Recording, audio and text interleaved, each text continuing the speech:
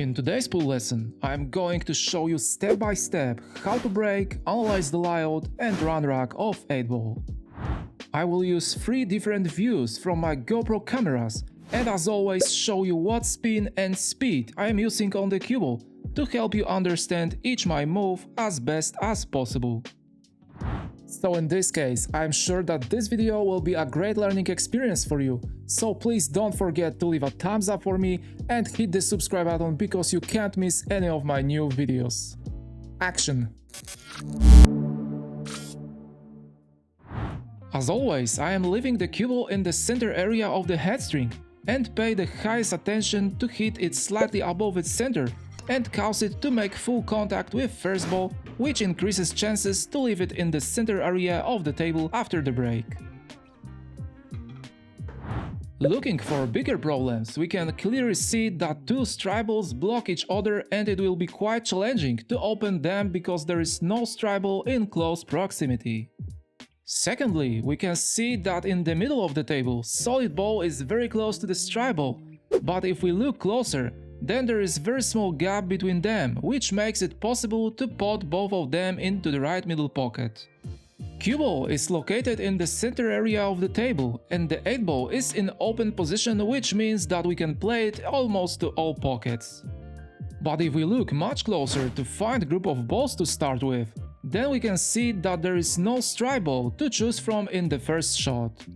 So in this case, we are forced to use solid balls, but in my opinion we should start with these balls, because 2 blocked strike balls in the top area of the table can be a big problem for us. In my opinion, the best ball from which will be the best to make position onto the 8-ball is 7-ball, because it is in perfect place to play easy position for the final ball on the table to the both corner pockets. At the first look, it seems that we should start with one of 3 balls from top area, but in my opinion there is good chance to make 5-ball first and open way to the corner pocket for 7-ball. We have some angle on the 5-ball, so in my opinion we should leave the cue ball in the center area of the table after this shot, which makes very good position for 2-ball, and if we leave enough angle on this ball, then it will be much easier to transfer the cue ball for one of these 2 solid balls. So in this case, in our first shot, we need to hit the cue ball with low speed and apply only touch of top right hand English to leave it in the center area of the table with enough angle on 2-ball. I played bit too short, but this is not a problem because I still have nice angle on 2-ball and now we can make very good position for one of these 2 solid balls to the right side of the table using a bit of low right hand English and medium speed.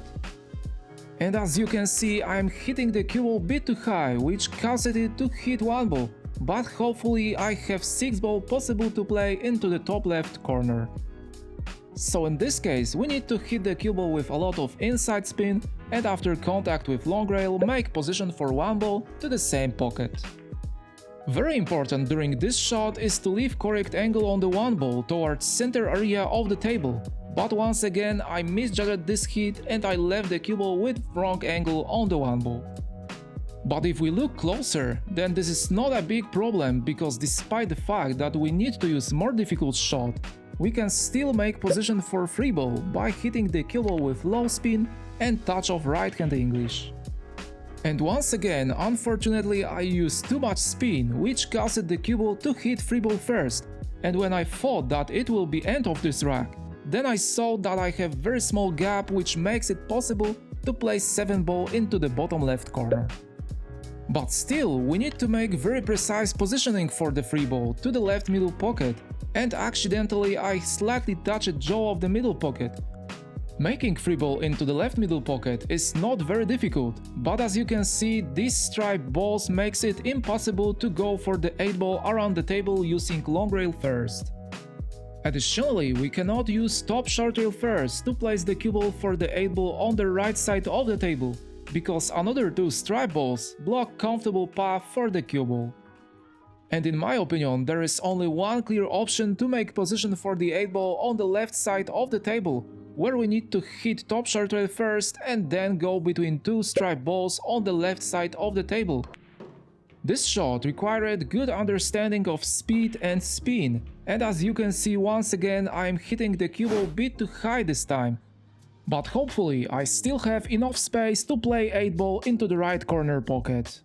I knew that I need to hit the cue ball at its center because after contacting 8-ball, it automatically going towards bottom short rail, so risk of scratching was very low.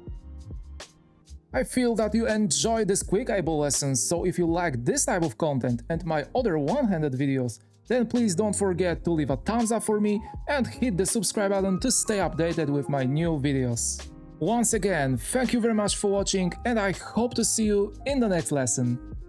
Take care.